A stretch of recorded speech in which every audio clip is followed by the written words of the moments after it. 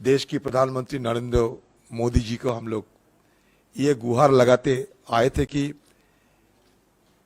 मणिपुर की आज की जो हालात, ये हालात बड़ा गंभीर होते जा रहे हैं और देश की प्रधानमंत्री होने के नाते हमारे देश के प्रधानमंत्री जी को यह जिम्मेदारी भी बनते हैं कि मणिपुर के मुद्दे को लेकर सदन में वो बात रखें। लेकिन हमारे बात को जब टालते गए तो हमें भी अपना देश की प्रधानमंत्री को संसद में आने के लिए उपाय भी ढूंढते रहे और ढूंढते अंतिम औजार जो हमारे संसदीय व्यवस्था में होते हैं, अविश्वास प्रस्ताव लाए। क्योंकि कम से कम प्रधानमंत्री जी सदन में आके बात तो रखे। तो बस यही आपने देखे हैं, रूल 198 के तहत ये होते हैं हमारे ये अविश्वास प्रस्ताव की चर्चा। इसका नतीजा क्या निकला? बाकी सदन सही ढंग से सुचारू रूप से चले। सदन में हम लोग बाहर से आते हैं, दूर दराज इलाके से हम लोग आते हैं सदन में शिरकत करने के लिए, आम लोगों की बात रखने के लिए, आम लोगों को मुद्दा को उठाना और सरकार से जवाब मांगना, ये सारे हमारे जिम्मेदारी होती है। इसी के चलते हम सदन में आते हैं। इसलिए अब सब जानते होंगे कि शुरू के दिन से देश की प्रधानमंत्री नरेंद्र मोदी जी को हम लोग ये गुहार लगाते आए थे कि मणिपुर की आज की जो हालात, ये हालात बड़ा गंभीर होते जा रहे हैं और देश की प्रधानमंत्री होने के नाते हमारे देश के प्रधानमंत्री जी को यह जिम्मेदारी भी बनते हैं कि मणिपुर के मुद्दे को लेकर सदन में वो बात रखें। ज्यादा तो हम मांग नहीं किए थे, सिर्फ 2 टुक मणिपुर के बारे में बोलने के लिए हमारी तरफ से मांग सदन शुरू होने का पहले से ही हम उठा रहे हैं। ऐसा नहीं कि हम मोदी जी से ये उम्मीद करते हैं कि सदन शुरू होते ही उन्होंने कम से कम मणिपुर के बारे में 2-4 बात रखे और हम सदन शुरू कर दें। बस मतलब इसमें साफ है कि हम सदन चलाने के लिए ही सदन में आए और सही ढंग और सुचारू रूप से चले, इसलिए प्रधानमंत्री मोदी जी को दरखास्त भी किए। लेकिन हमारे बात को जब टालते गए तो हमें भी अपना देश की प्रधानमंत्री को संसद में आने के लिए उपाय भी ढूंढते रहे और ढूंढते अंतिम औजार जो हमारे संसदीय व्यवस्था में होते हैं, अविश्वास प्रस्ताव लाए। क्योंकि कम से कम प्रधानमंत्री जी सदन में आके बात तो रखे।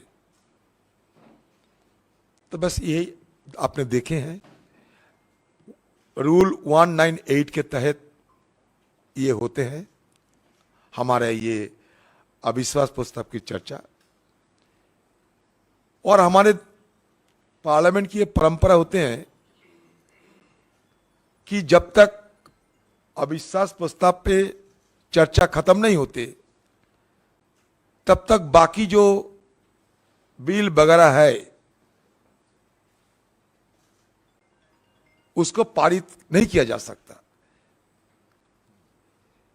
मैंने उदाहरण के तहत आपको बताना चाहते हैं कि 1978 ऑपोजिशन लीडर थे स्टीफन साहब,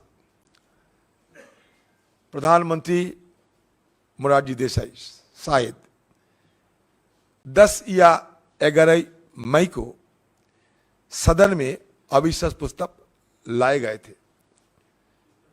उसी दिन, मतलब जिस दिन सदन प्रस्ताव अविश्वास प्रस्ताव लाए गए थे, उसी दिन सदन में अविश्वास प्रस्ताव के बारे में चर्चा भी शुरू हो गई थी। इसका नतीजा क्या निकला?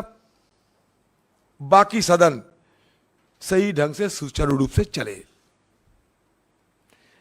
मुझे लगता था कि हमारे पार्टी को, सारे विपक्ष को, हम सबको एहसास तो थी कि देश की प्रधानमंत्री चांद से लेकर चीता तक हर चीज में बात रखते हैं, तो भला मणिपुर क्यों?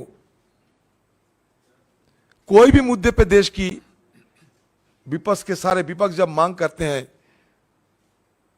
विपक्ष की मांग को सम्मान देते हुए वो भी हमारे लिए और देश के लिए, मणिपुर के लिए कुछ बात रखेंगे। ये तो हुआ ही नहीं, लेकिन इसके उल्टा हुआ। जैसे कि हमारे परंपरागत जो तरीका है सदन के अंदर कि अविश्वास प्रस्ताव लाने से और कोई चर्चा नहीं होना चाहिए जब तक अविश्वास प्रस्ताव की चर्चा खत्म ना हो। लेकिन आज की सरकार ने सारे परंपरागत जो तरीके थे, रीति रिवाज जो भी थे,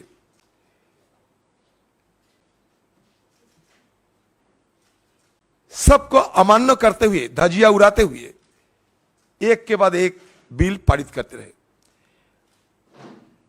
लगभग मान लीजिए 20 विधायक सदन में पेश तो हुई और बिल पास हो गए 22। 20 बिल पेश हुई, पारित हो गए 22। और सबसे बड़ी बात है कि अविश्वास प्रस्ताव स्वीकारने के बाद 17 ऐसे बिल है वो भी पारित हो गए। मतलब क्या हुआ कि विपक्ष ने कोई ऐसा विधेयक पे अपना बात रखने की मौका नहीं मिल पाए। तो हम किधर जाए? परंपरा इसको मान्यता देने के लिए सरकार को गुहार लगाएं और नहीं तो बहुमत की बाहुबली पे मानते हुए सर झुका दे। क्या करें?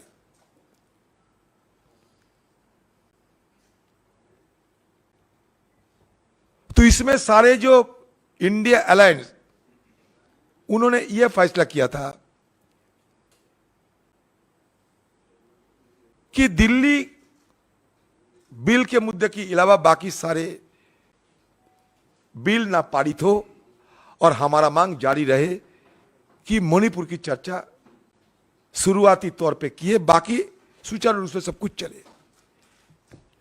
तो ये नजारा हमें भी देखने को मिला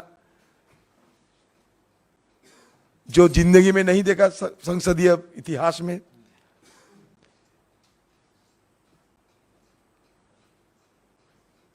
कि भले ही अविश्वास प्रस्ताव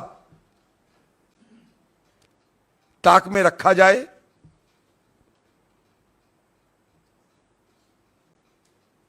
और बाकी सारे बिल को पारित किया जाए, हमारे ना बचे परंपरा, ना बचे हमारे सदन की रीति रिवाज। फिर देखते देखते सदन भी खत्म हो गए। तो ये बड़ी दुख की बात है कि इतने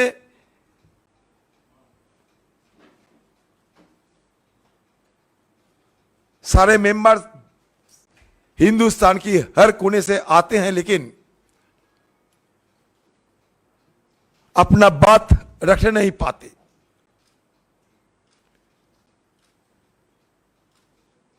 फिर सदन खत्म हो जाते। दिल्ली में तो हमारे कोई सरकारी दफ्तर नहीं है कि यहां रहे, घूमे, चले, काम करे, जैसे कि सत्तारूढ़ पार्टी के लोगों के है।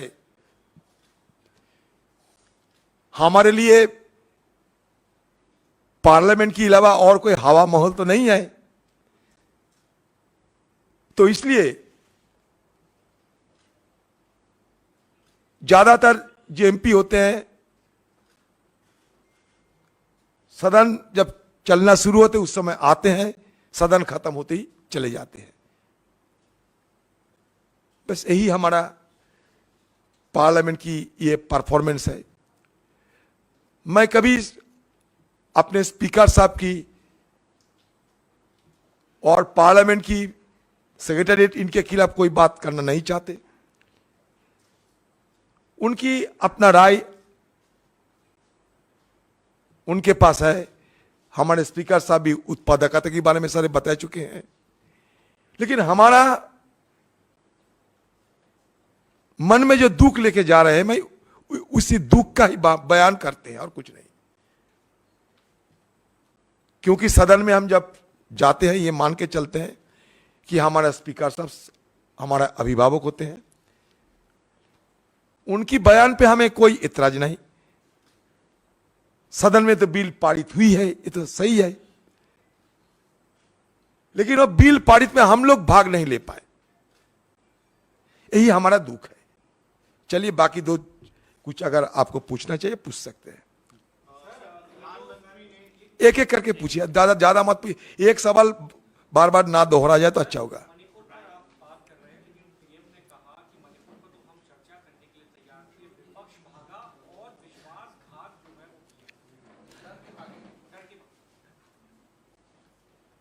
सबसे पहले बात तो यह है कि देश की प्रधानमंत्री को सदन में लाने के लिए मजबूर किए गए हिंदुस्तान की संसदीय इतिहास में पहली बार हुआ कि जिस प्रधानमंत्री सदन में प्रवेश करते ही मंदिर समझकर अपने माथा टेका था, वो दृश्य सबको याद होंगे जरूर। उन्होंने ही मंदिर आने में एतराज करते रहे और हमें कोई इच्छा नहीं रहते हुए भी देश की गंभीर समस्या के बारे में सदन में बात रखने के लिए और चर्चा शुरुआत करने के लिए हमें बुलाने पड़े। और खासकर जब वो लीडर ऑफ द हाउस है, हाउस के नेता है। 2 घंटे गुजर चुके हैं, सोचा कब बोलेंगे मणिपुर। बार बार सदन में हम लोग गुहार लगाते हैं, ये पीएम साहब मणिपुर के बारे में आप बोलोगे या नहीं? कम से कम तो ये बोलना चाहिए था कि हां बोलूंगा, आप रुको। वो भी नहीं कहे। अगर किसी के घर पे आप जाएं, आपको प्यास लगे, एक गिलास पानी मांगे और पानी नहीं मिले तो क्या करें? बाहर जाकर तो पानी पीने जाने पड़ते। तो हम भी क्या करें? 2 घंटे से बार बार ये मांग करते रहते हैं कि मणिपुर में आप बोलोगे, मणिपुर में बोलेंगे, मणिपुर में बोलिए। सिर्फ सारे विपक्ष ने, और ये भी मैंने देखा कि सत्तापक्ष की मंत्री कहिए, नेता कहिए, वो भी बैठे बैठे खस्ता होकर, थके हुए, छोटे मोटे नींद भी लेते रहे। मतलब नैप की तरह, छोटे मोटे, गंभीर निद्रा नहीं बल्कि छोटे मोटे निद्रा भी लेते रहे। आप सारे विजुअल देख लो, पता चलेगा। लेकिन हमारी तरफ से सारे विपक्ष ने बड़ी उम्मीद लेके बैठे थे। कुल मिलाकर हमें बाद में पता चले कि प्रधानमंत्री जी और एक रिकॉर्ड शायद तोड़ने वाला है कि हिंदुस्तान के कोई प्रधानमंत्री 2 घंटे से ज्यादा सदन के अंदर भाषण तो नहीं दिए। पता नहीं, रिकॉर्ड करना ही हमारे देश के प्रधानमंत्री को आते तो हैं, बहुत सारे रिकॉर्ड किए हैं। रिकॉर्ड के बारे में सदन के अंदर में भी हमें गिनाया क्या क्या रिकॉर्ड किया। लेकिन यह भी एक रिकॉर्ड हुई कि जिस मुद्दे को मेन फोकस करके सारे विपक्षों ने शुरू से गुहार लगाते आ रहे थे, विपक्ष को वो मुद्दे को प्रधानमंत्री मोदी जी ने सिर्फ 3 मिनट की वक्त दिया, जब उनकी भाषण ही 2 घंटे, मान लो 2.25 घंटे तक चली, और सारे विपक्ष को की जो मेन मुद्दा थी उसमें उन्होंने सिर्फ 3 मिनट समय बिताई। तो इसके आप खुद पता कर लो हमें और क्या करना चाहिए था। बोलने के लिए तो बोल के आते हैं, हम अगर रहते तो ना बोलते, चले गए तो बोलने का मौका लेते, किधर जाएं हम लोग। दादा आज प्राइम मिनिस्टर ने फिर से बोला है कि ऑपोजिशन भाग गया है, उन्होंने नो कॉन्फिडेंस मोशन का वोटिंग में पार्टिसिपेट नहीं किया। क्यों करे, करना ना करना तो हमारी मर्जी है। 1963 में भी जवाहरलाल नेहरू के खिलाफ नो कॉन्फिडेंस हुई थी, इंदिरा गांधी के खिलाफ, नरसिम्हा राव जी के खिलाफ। अविश्वास प्रस्ताव की कमी नहीं थी, 28 ऐसा अविश्वास प्रस्ताव संसद में लाए गए थे। कोई ऐसा अविश्वास प्रस्ताव नहीं है जिसमें कोई सरकार गिरे हैं आज तक। तो ये मैंने उस दिन भी कहा, सरकार गिराना ये हमारे हाथ में नहीं है क्योंकि अब बहुमत है, लेकिन मुद्दा हमारे हाथ थे, वो मुद्दे पे आप आओ। मुद्दे पे नहीं आए, वो बहुमत पे गए, फैसला ही हुई है। वो बोलने में आए, ये बोलेगा हमें जानकारी थे, आज नहीं तो कल यही बोलेंगे। और हम ये पहले ही बोल दिया था कि ये सरकार को गिराने की हालत में हम नहीं आए, लेकिन हमारा जो आशंका है देश के लिए, आम लोगों की जो चिंता है, वो चिंता के बारे में सदन में हम अपना बात रखना चाहते हैं, और आप इसको जवाब दिया करो और शुरू करो। दादा आपका जो भाषण था, दादा आपका जो भाषण था लोकसभा में, उसमें आपका जो एक्सपंज हुआ, आपने राजा को अंधा कहा था, वो अंधा वर्ड एक्सपंज हुआ है, और प्रधानमंत्री नीरव मोदी के जैसे नीरव होकर बैठे हुए ये आपने कहा था, ये एक्सपंज हुआ है। क्या आपको लगता है कि इसमें कोई गलती, आपको भी लगता है कि नहीं थी कोई गलती? मुझे तो कोई गलती नहीं लगते। स्पीकर साहब अगर सोचे कि अनपार्लियामेंट्री है तो हटा दे सकते, लेकिन स्पीकर साहब को भी हम बाद में दरखास्त कर सकते, फिर ये रेस्टोरेशन करने की भी एक तरीका है। राजा अन्ना मतलब देखिए, अपने समाज में, घर में, जहां भी जाए आप, हम अपना बात रखने में रूपक का इस्तेमाल करते हैं। ये हमारा भाषा की एक कला होते हैं, रूपक का इस्तेमाल करना। बात में हम इटाली तो नहीं किए। इटाली करने का मतलब क्या होते हैं बखूबी सब समझ पाते हैं, लेकिन हमें रूपक के मुताबिक, अपना घर में भी आप बोलते हो कि कब तक कुंभकर्ण की नींद, कब तक अंधे राजा। अगर जेब से ज्यादा पैसा खर्च करोगे तो लोग कहेगा हरिश्चंद्र बन जाओगे, तो क्या करें हम, किधर जाए। तो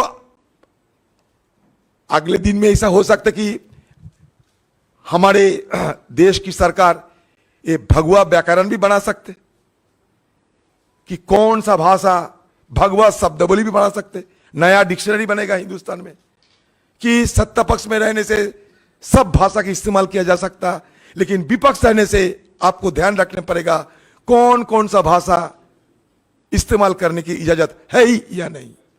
इसका एक डिक्शनरी निकालना चाहिए। ये सत्ता पक्ष रहो, सब कुछ आजादी है, विपक्ष में रहो, हमारे निर्देश पे चलना चाहिए। इसलिए भाषा तुम अपने मर्जी माफिक नहीं, अपने मन की व्यथा को, आपकी मन की चिंता को व्यक्त करने के लिए नहीं, ऐसा भाषा इस्तेमाल करना चाहिए कि कभी एनडीए, बीजेपी और आरएसएस वालों को ठेस ना पहुंचे। यही तो है। कह दीजिए, सारे यहां विद्वान व्यक्ति हैं, कह दीजिए नीरव का मतलब क्या होते हैं, बताओ, आप खुद बताओ। मैं बंगाल से आता, मान लो भाई कुछ नहीं जानते, उतने उन लोगों का जरा ज्ञानी तो नहीं हूं, लेकिन नीरव की मतलब क्या होता है? किसी को आहत करने के लिए, चोट देने के लिए, किसी के दुख देने के लिए मैंने ये नहीं इस्तेमाल किया। शुरू के दिन से ही मैं कह रहा हूं, कोई ऐसा हमारा मकसद नहीं रहते कभी, लेकिन अपना भाव को व्यक्त करने के लिए, मन की बात करने के लिए, मन में जो आते हैं वो बोलना क्या गलत है, नाजायज है? बताइए। आप निकालो, नीरव का हिंदी का शुद्ध भाषा है या नहीं? बंगाल से आते हैं, हर बात में हम नीरव शराब बोलते हैं। शराब का मतलब जो ज्यादा बोलते हैं। मोदी जी को कभी हम शराब भी बोलते हैं, मिस्टर एलोक्वेंट। कभी जब नीरव देखते हैं तो मिस्टर साइलेंट बोलना पड़ेगा, क्या करे? अब जब कभी कभी देखता है स्मार्ट लगता है तो हम लोग स्मार्ट भी कहते हैं, क्यों नहीं कहे? जब जिस रूप में किसी को देखते हैं हम उसी रूप की वर्णना करते हैं। किसी को आहत करने के लिए नहीं, किसी को ठेस पहुंचाने के लिए नहीं, किसी को दुख देने के लिए नहीं, नहीं, नहीं। नीरव एक छोटा सा शब्द, इसके लिए महाभारत बनने की कोई जरूरत नहीं। घर पे डिक्शनरी है, गूगल से जरा देख लीजिए, उसके बाद अगर आपको लगे कि मैं कोई गलत बोल रहा है आप खुद बोलते जाइए। लेकिन एक बेकार, एक मतलब राय को पहाड़ बनाना कोई राजनीति नहीं है। ये सब राय को पहाड़ बनाना चाहते हैं। वो भी अगर इनकी इजाजत है तो हम सदन में बोल सकते हैं, नहीं तो वो भी नहीं बोल पाओगे। दादा, नीरज, न्यूज 18 इंडिया से हमारा सवाल ये है कि प्रधानमंत्री ने ये कहा, इंडिया अलायंस बन चुका है, आप लोग लगातार बैठकें कर रहे हैं, तीसरी बैठक मुंबई में होने वाली है। प्रधानमंत्री ने कहा कि अगले लोकसभा चुनाव में भी तीसरी बार वो सत्ता में आएंगे, एनडीए दोबारा से सत्ता में आएगी। आप कैसे देखते हैं इस बयान को? कोई प्रधानमंत्री बोलेंगे कि हम अगले चुनाव में हार जाएगा अगले चुनाव? अच्छा, हिंदुस्तान की है, सारे दुनिया की कोई प्रधानमंत्री, कोई प्रेसिडेंट ये कहेंगे चुनाव लड़ने के पहले कि अगले बार हम नहीं आने वाला है, हमारा अंतर्जली यात्रा शुरू हो गए हैं, हम अपना फेयरवेल देते हैं? कोई कहेगा? ऐसा कोई बुरबाक होते हैं दुनिया में कहीं? बताइए आप। अच्छा, पीएम क्या कहे? पीएम ये कहेंगे कि भाई हम इसके बाद तो हारने जा रहे हैं, तुम अपना चटी बाटी लेके भाग जाओ? कोई पीएम कह सकते हैं दुनिया? सब ये नहीं, दुनिया में अब बताइए, दुनिया में ऐसा कोई पीएम, कोई प्रेसिडेंट की नजीर है आपके पास जो ये कहते कि चुनाव के पहले कि हम हारने के लिए जा रहे हैं? तो हमारे वाला पीएम क्यों कहेंगे, जिनके पास 303 इतने सारे नंबर है। जिस पार्टी में मोदी जैसे हस्ती है, जिन पार्टी में मोदी अमित शाह जैसे ताकतवर नेता है, वो अपने पार्टी के सारे लोगों को ऊर्जा भरने के लिए क्या कह सकते? यही कह सकते। मैं तो कहे 3 बार नहीं है, 300 बार आई है, हमें कोई आपत्ति नहीं है इसमें। अगर देश की जनता चाहते 300 बार आ सकते, कोई इसमें आपत्ति नहीं, तो हमें क्या लेना था। लेकिन हम तो ये सरकार को सत्य से निकालने के लिए एकजुट हो रहे हैं। कभी एनडीए की एकजुट हो रहे थे, कभी एनडीए तो एकजुट बीजेपी पार्टी की, कभी विश्व हिंदू परिषद से, कभी भारतीय जनसंघ थे, कभी बीजेपी पार्टी बने, धीरे धीरे एनडीए बने। इसका मतलब क्या होते हैं? मतलब ये साफ निकलता है कि मोदी जी को इंडिया सब पसंद नहीं होते हैं। इसलिए पसंद नहीं होते हैं कि मोदी जी जो उन्होंने हर बात में इंडिया इंडिया नारा लगाते हुए काफी सारे एक्रोनिम की जन्म दे चुके हैं। आज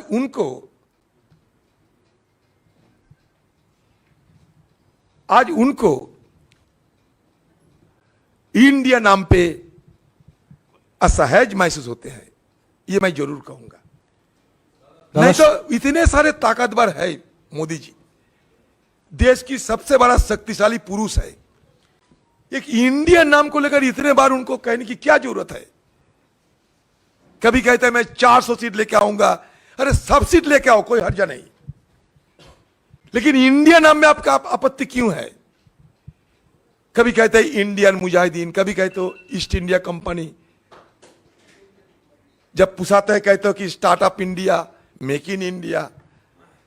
आप जब कहते हो इंडिया तो अच्छा लगता है, हमें इंडिया बोलने में आपको बुरा लगता है, मतलब इंडिया को खुद आप पसंद नहीं करते। अभी तो भारतीय शब्द लाना शुरू हो गए। जब से हम इंडिया की बात करते रहे, इंडिया को टक्कर देने के लिए भारतीय शब्दों का इस्तेमाल होने लगे। अभी इंडिया और भारत में मोदी जी चुनाव लड़ेंगे, लेकिन हमारा संविधान तो ये कहते हैं Bharat that is India, A union of states. Bharat और इंडिया में कोई फर्क नहीं, लेकिन फिर भी ये फर्क करना चाहते हैं। दादा सोमनाथ संबाद प्रतिदिन। दादा पिछले बार जब ये अविश्वास प्रस्ताव आया था तभी मोदी जी ने बोल दिया था कि 2023 में फिर से ये आएगा। क्या आपको लगता है कि ये उनका सोचा समझा प्लान है, उनको पता था पहले से कि 2023 में मणिपुर जलेगा, ये एकदम वेल प्लान होगा, कुछ ऐसा है?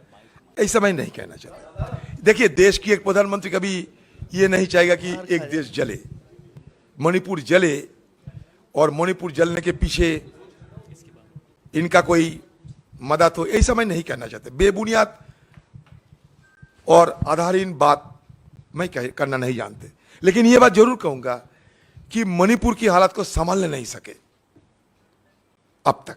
जल रहे हैं तो जल रहे हैं, यह मैं जरूर कहना चाहते हैं। क्योंकि आप अगर ढंग से देखोगे, उस दिन की जो अमित शाह जी की भाषण थी, उसमें उन्होंने ये कह रहे थे कि बाफर जोन में मैं अपना सेना को तैनात कर दिया। मान के चलिए, बात ध्यान से सुनिए, बाफर जोन में हमारे सेना को तैनात कर दिया, सुरक्षा बलों को तैनात कर दिया। मतलब क्या होता है? बाफर जोन का मतलब क्या होता है?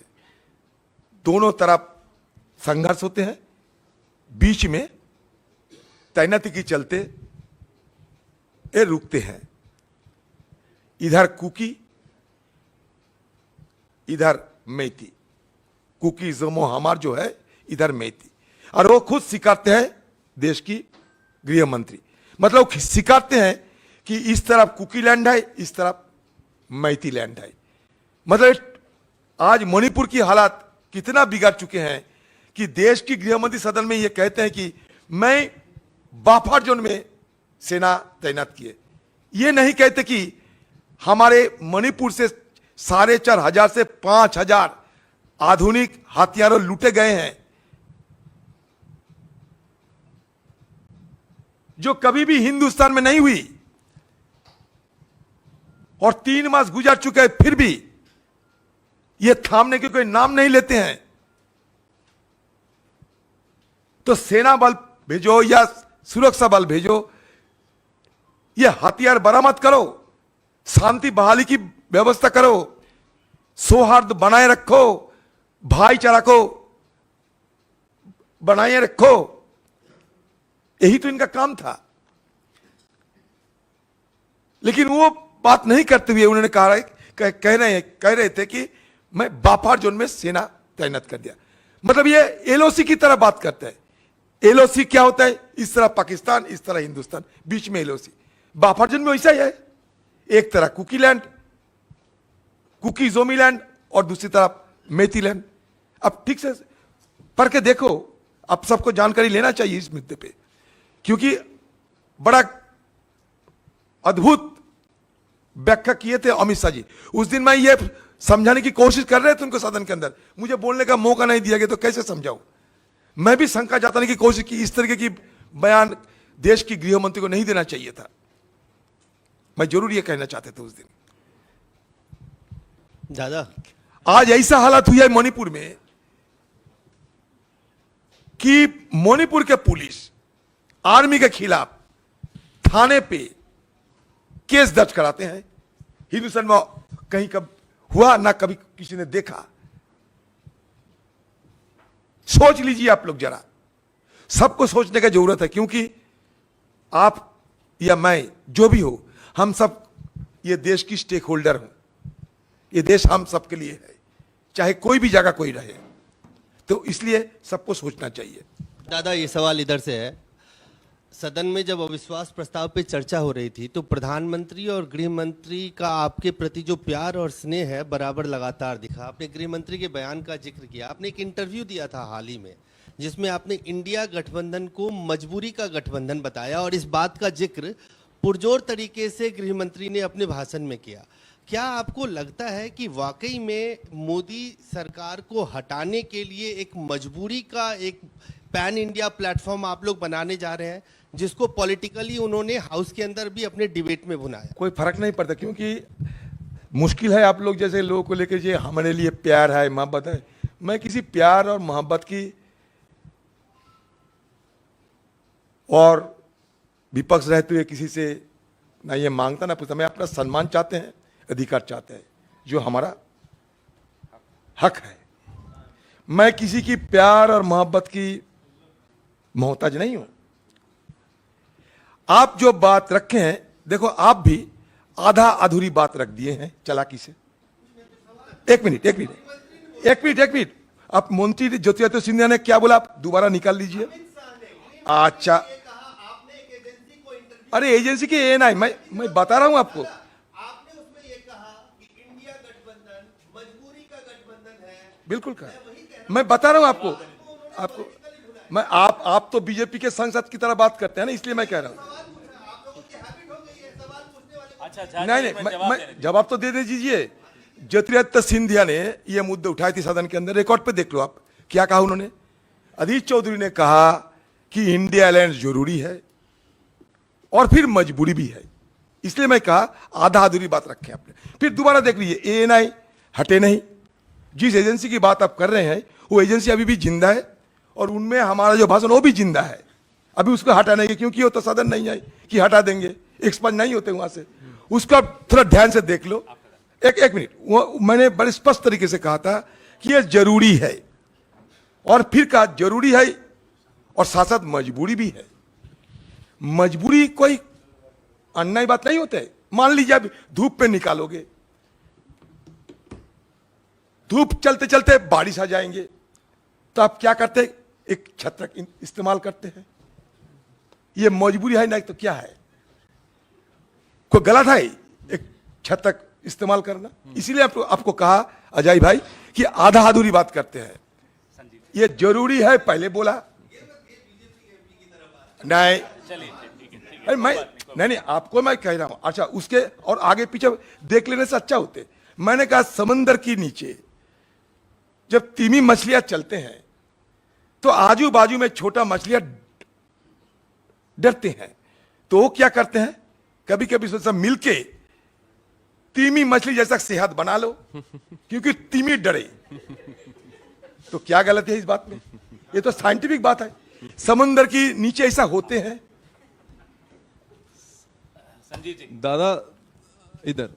Dada, this is probably the first time that a leader of the principal opposition party in the Lok Sabha has been suspended from the House.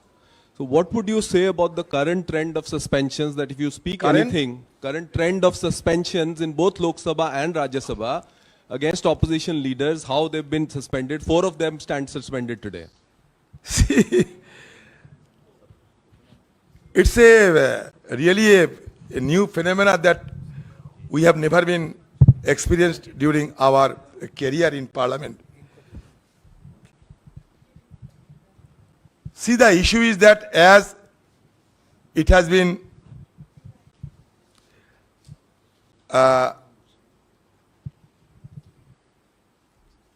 issued by the Speaker Lok Sabha,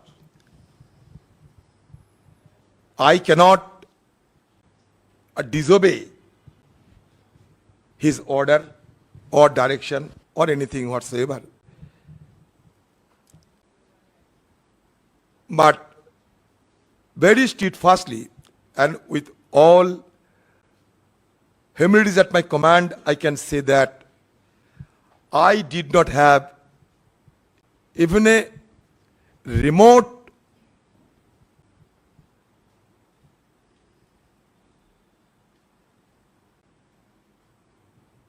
objective to disparage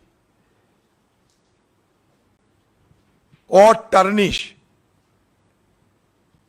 anyone whosoever in the parliament. If anything is termed unparliamentary, Speaker has the right to delete or expunge it. But I do not know why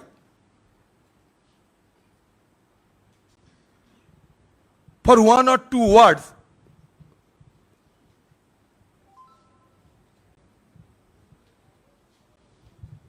which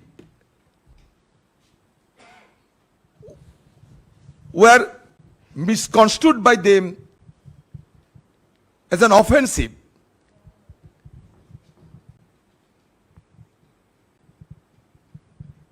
they may protest to the Speaker according to the provision of the rules and procedures enshrined in our rule book,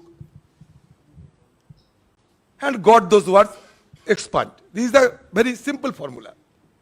If anything unparliamentary, if any unparliamentary words are uttered by any member whosoever. But what I have experienced that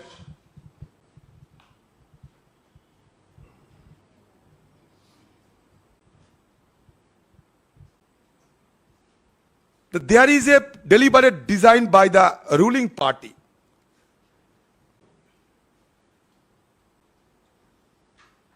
to throttle the voice of the opposition by resorting to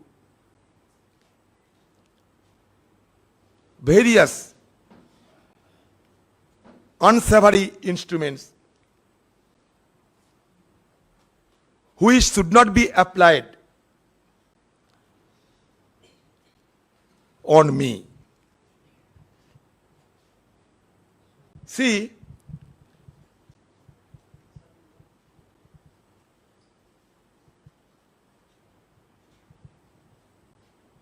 I have been hanged, and thereafter I will have to face the trial.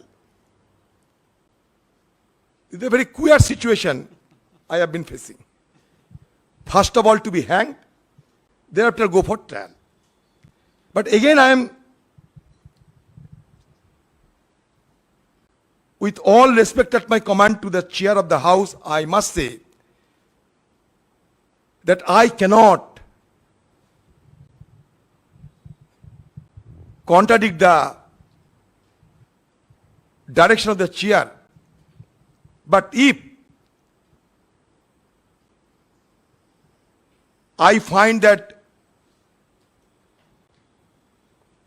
this kind of situation could be resolved by court, I may try also to it. Because otherwise, the essence of Indian Parliament will be done away with. So naturally, it's a queer and very,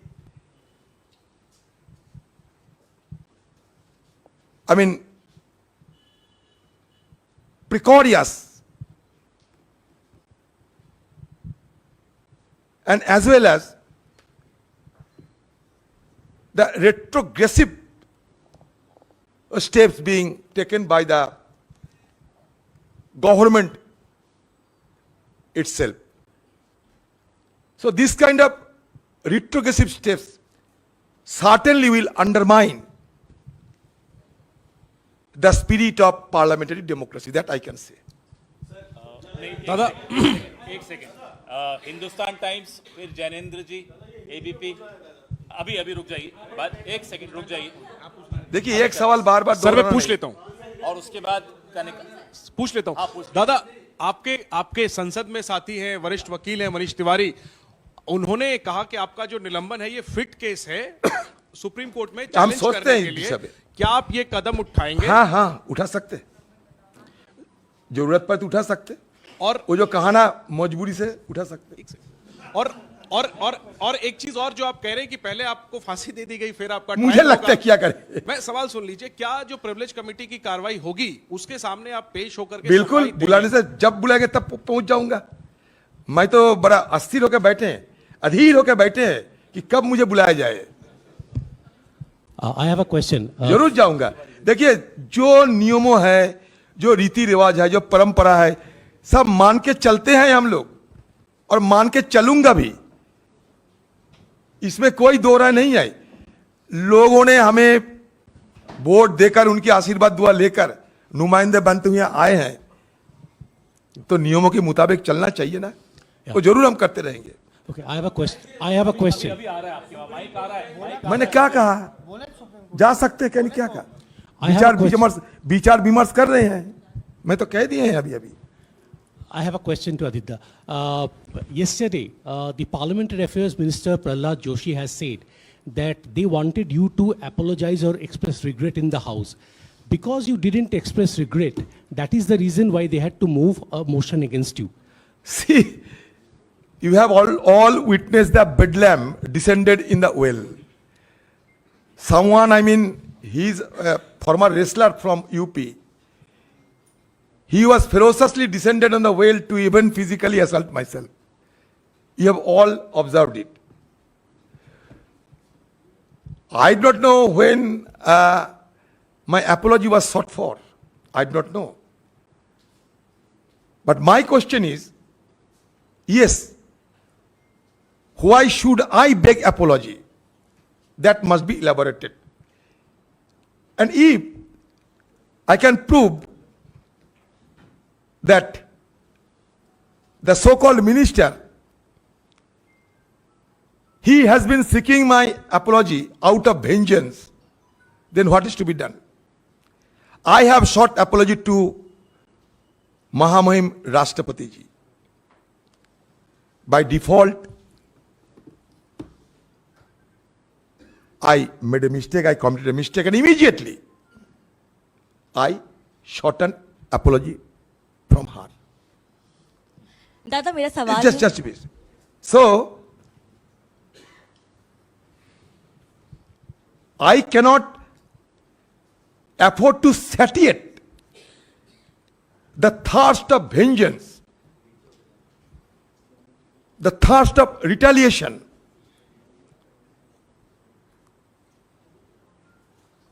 By anybody whosoever, it is not my fault.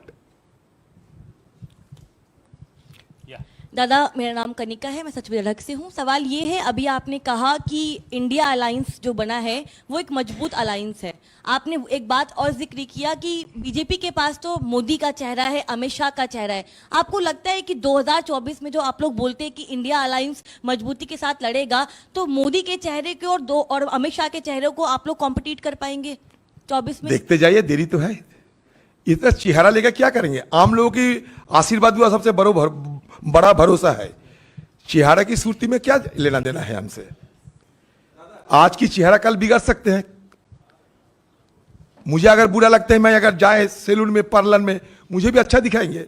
इसका मतलब ये नहीं कि मैं कोई सुंदर हूं या सुंदरी हूं। दादा दादा दादा दादा किरण रिजिजू और तमाम नॉर्थ ईस्ट माइक ऑन है। किरण रिजिजू और नॉर्थ ईस्ट के तमाम सांसदों ने कल एक पत्र लिखा है प्रधानमंत्री को। राहुल गांधी ने जो जिक्र किया था कि आर्मी 24 घंटे में मणिपुर में शांति ला सकती है, उस शब्द को लेकर निंदा की है और कहा है कि इन्होंने तो 1976 में मिजोरम में बम डाले थे। इनकी ये परंपरा रही है। तो उस पत्र को लेकर और किरण रिजिजू के बयान इनको ये मतलब पता नहीं कि मिजो अकॉर्ड राजीव गांधी जी ने किए थे।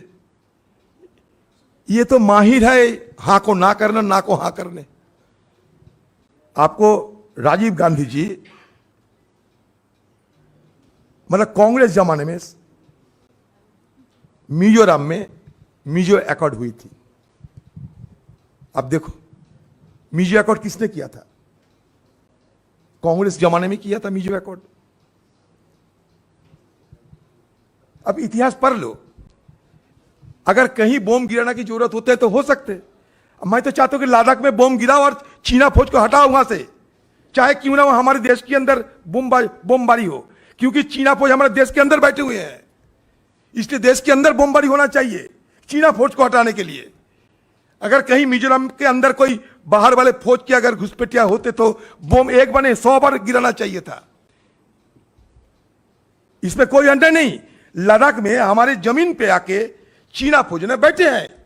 अरुणाचल में हमारे जमीन में चीना फौजों की गांव बसा लिए हैं। वहां जाके बम गिराओ। हम कभी नहीं कहेंगे कि हमारे मोदी देश के अंदर बम गिराते हैं, जरूरत पड़ते गिराना चाहिए। लेकिन मिजोरम में अकॉर्ड किसने किया था बताइए? लाल डेंगा के साथ किसने अकॉर्ड किया था बताइए? वो तो बात जिक्र नहीं होगा। यही तो समस्या है हमारे देश के लिए। लोगों को गुमराह करो, लोगों को गलत समझाओ और सत्ता में रह जाओ, बस। एक सवाल है, एक आज प्रधानमंत्री ने अपने पार्टी के एक प्रोग्राम में कहा वीडियो कॉन्फ्रेंसिंग के जरिए कि पंचायत चुनाव में खूनी खेल खेला गया बंगाल में। क्या आप भी मानते हैं? हाँ, बहुत हुआ है, क्यों नहीं मानेंगे? अभी एक बोल दीजिए। पीएम मोदी ने स्पीच में ये भी कहा है कि ऑपोजिशन को डराने के लिए वायलेंस यूज किया जा रहा है। देखिए, मैं तो क्यों नहीं होगा? बांग्ला में हुआ है, कब कहेगा कि राजस्थान में हुआ है, कब कहेगा कि छत्तीसगढ़ में हुआ है, ये नहीं कहेगा कि यूपी में हो रहा है। समस्या इसमें है। ये कभी नहीं कहेगा कि उत्तर प्रदेश में हो रहे हैं। ये कभी नहीं कहेगा कि मध्य प्रदेश में हो रहे हैं। ये कभी नहीं कहेगा कि हरियाणा में नू में क्या हो रहे हैं, ये नहीं कहेगा। इनको लगेगा ये बोलने से हमारा पक्ष सही रहेगा, ये सिलेक्टिव एक्विजिशन होते हैं, ये सिलेक्टिव एक्विजिशन। और दूसरी बात ये है कि मणिपुर के साथ बंगाल, छत्तीसगढ़, राजस्थान, ये तुलना नहीं होना चाहिए। अगर तुलना करे तो चाना बेदना में कोई फर्क नहीं रहेगा, बुलक और हिलक में कोई फर्क नहीं रहेगा, अनारस और बेनारस में कोई फर्क नहीं रहेगा। अधीर जी एक सवाल है। आप 21 जो लोग गए थे, आप विपक्ष पार्टी गठबंधन से 21 लोग गए थे, उसमें आप भी थे। तो मणिपुर को लेकर के या मणिपुर मुद्दे को लेकर के विपक्ष का अब क्या स्टैंड होगा? हमारा तो मांग यही होगा, मणिपुर में शांति बहाल हो, मणिपुर सौहार्द बने रखे, मणिपुर में भाईचारा की बहाली हो, मणिपुर के लोग शांति में अपना जिंदगी गुजार पाए। क्योंकि लोगों की वहां इतना दुख, वेदना, इतना परेशानियां हैं, आप सोच नहीं सकते। आपके लोगों के बहुत सारे साथियां मणिपुर में गए थे, दौरा किए, उन लोगों को पूछ लीजिए आप। अगर एक भी लफ्ज हम लोग ज्यादा बोलते हैं तो आप आके जो मर्जी हमारे खिलाफ बोलते रहो। ये ह्यूमैनिटेरियन डिजास्टर, ये कोई पार्टी के मसला नहीं है। It's a disaster of humanity, it's a humanitarian disaster. भयंकर हालत, भयंकर हालत, भयंकर हालत। देखिए, मणिपुर हो, नॉर्थ ईस्ट रीजन हो, वहां की कोई भी घटना घटे, मेनलैंड इंडिया में उसका ज्यादा असर नहीं होते। इसलिए ये सरकार को भी इस तरीके की उदासीनता देख पाते हैं। अगर मणिपुर की घटना सारा देश की राजनीति में, सियासत में कोई जबरदस्त कोई प्रभाव का मसला होते तो मणिपुर के लिए सरकार भी और ज्यादा व्यस्त रहते, और ज्यादा तकलीफ उठाते, कोशिश करते। लेकिन मेनलैंड इंडिया में मणिपुर के मुद्दे को ज्यादा असर नहीं देख पाते लोग, इसलिए चुप्पी साधे हैं, इसलिए इतना उदासीनता अभी भी अब देख रहे हो। दादा, लास्ट 2 क्वेश्चन आप और उसके बाद बस हो गया। भारतीय जनता पार्टी के एक सांसद ने गृह मंत्री को खत लिखा है और कहा है कि धर्म के आधार पर जनगणना होनी चाहिए। धर्म के आधार पे जनगणना होनी चाहिए, धर्म के आधार पर। उन्होंने ये भी कहा कि अगर मुस्लिम की जनसंख्या ज्यादा है तो उसका जो है अल्पसंख्यक का जो पद है वो हटा देनी चाहिए। तो मैं क्या करूं? क्या ऐसा होना चाहिए? दादा, हाँ बोलिए। दादा प्रधानमंत्री ने 13 से 15 अगस्त के बीच हर घर तिरंगा अभियान चलाने तो पहले भी किया था, लेकिन क्या विपक्ष के लोगों को आमंत्रण मिला है इस बारे में? अब तक तो नहीं मिले। हो सकता कि 14 अगस्त रात को मिल सकते, तो जैसे आ नहीं पाए, बाद में कहेंगे वो नहीं आए। और दूसरे बात, तिरंगा पताका हमसे उधार लेते हैं, मोदी जी ज्यादा उधार लेना चीज पसंद करते हैं। जब आरएसएस की नारा था कि भगवा ध्वज फैलेंगे, तो मोदी जी भी तिरंगा में आ गए, मतलब हमारी जो बात वो अभी मानने लगे हैं, क्योंकि वो जानते हैं हिंदुस्तान में तिरंगा के अलावा और कुछ नहीं हो सकते हैं। कम से कम ये तो बात माने। एक दिन ऐसा था, तिरंगा फैलाने के लिए आरएसएस के लोग मैसूर में 22 कांग्रेसियों को हत्या किए थे। उस दिन सदन में ब्यौरा दिया था मैंने, जाके पता कर लो इतिहास में। आज तिरंगा की पूजा होते हैं, ये तब पूजा करते हैं जब इनको पुसाता है, पुसाने से पूजा होगा। नहीं तो ऐसा कह सकते कि गुड़ और गोबर, मैं गोबर हूं और मोदी गुड़ है, मोदी हमें गुड़ बनाना चाहते थे, गोबर बन गया। गोबर में भी नफरत आ गए, गाय में नफरत आ गए। नेशनल दस्तक की आपसे गुजारिश है कि अगर इसको बचाना चाहते हैं तो नेशनल दस्तक को सब्सक्राइब करने के लिए रेड कलर के सब्सक्राइब बटन को दबाएं, फिर बेल आइकन की घंटी दबाएं। नेशनल दस्तक को बचाने के लिए बहुत जरूरी है कि हर खबर को शेयर करें, लाइक करें, कमेंट जरूर करें।